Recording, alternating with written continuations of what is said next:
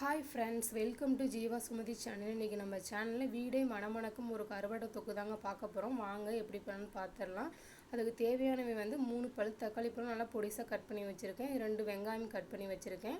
கருவேப்பில், பூண்டு இடித்து தான் சேர்த்துக்கணும், அப்போ தான் மணமாக இருக்கும். க்ளீன் பண்ணி வச்ச கருவாடு. இன்றைக்கி நான் வாழை மீன் கருவாடு தான் எடுத்திருக்கேன். வாங்க செய்முறை பார்த்துடலாம். ஒரு கடாயில் தேவையான அளவு எண்ணெய் ஊற்றிட்டு கடுகு பொரிஞ்சதும் வெங்காயத்தை சேர்த்துக்கலாம். நல்லா வதக்கி விட்டுக்கலாம். வெங்காயம் வதங்கினா தான் டேஸ்ட்டு கொடுக்கும். கருவாடு கொஞ்சம் வாயுவாக பெருங்காயம் சேர்த்துக்கிறேன். அப்புறமா இடித்து வச்ச பூண்டு சேர்த்துக்கலாம். அதோட கருவேப்பிலை சேர்த்து நல்லா வதக்கி இந்த மாதிரி நல்லா ப்ரௌனிஸாக வர வரைக்கும் வதக்குங்க. அப்போ டேஸ்ட் ரொம்ப நல்லாயிருக்கும். அப்புறமா நம்ம கட் பண்ணி வச்ச தக்காளி பழத்தையும் சேர்த்துக்கலாம்.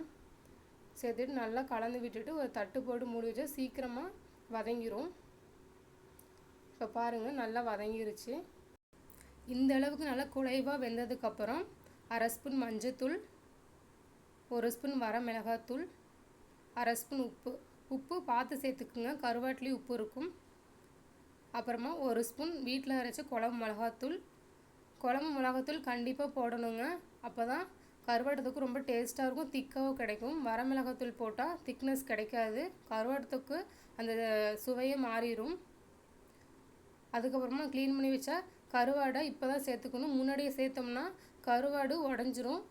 நல்லா தண்ணியை ஊற்றி கொதிக்க வைக்கும் போது கருவாடு ஃபுல்லாக கரைஞ்சிரும். அதனால் இந்த மாதிரி தான் கருவாடு சேர்த்துக்கணும், லாஸ்ட்டாக தான் சேர்த்துக்கணும். நல்லா சேர்த்துட்டு கலந்து விட்டுருங்க.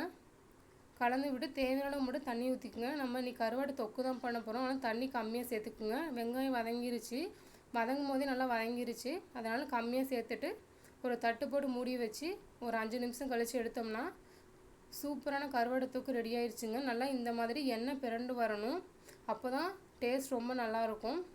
சிம்லேயே போட்டுருங்க. ஹை ஃப்ளேமில் வச்சா அடி பிடிச்சிரும். அதனால் சிம்லேயே வச்சுட்டு இந்த மாதிரி எடுத்திங்கன்னா சூப்பரான கருவாடு தொக்கு ரெடி ஆயிடுச்சுங்க. நீங்களும் இந்த மாதிரி வீட்டில் செஞ்சு பார்த்துட்டு உங்களுடைய எக்ஸ்பீரியன்ஸை என்கிட்ட ஷேர் பண்ணுங்கள். நம்ம சேனலை இப்போ தான் ஃபஸ்ட் டைம் பார்க்குறீங்கன்னா மறக்காமல் சப்ஸ்கிரைப் பண்ணிக்கோங்க. நெக்ஸ்ட் வீடியோவில் பார்க்கலாம். டாடா.